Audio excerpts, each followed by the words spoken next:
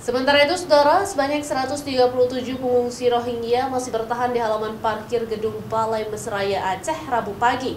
Tim pengamanan juga masih menjaga di sana, antisipasi agar pengungsi Rohingya tidak kabur.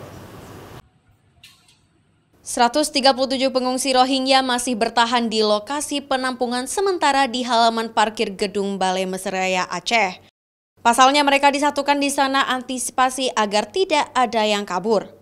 Satgas pengamanan seperti polisi dan Satpol PP Banda Aceh juga terus berjaga di lokasi.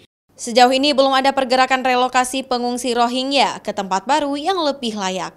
Sebelumnya, UNHCR, IOM, dan pemerintah Aceh merencanakan lokasi relokasi pengungsi di dua wilayah, yaitu Kabupaten Gayo Lues dan Aceh Tamiang.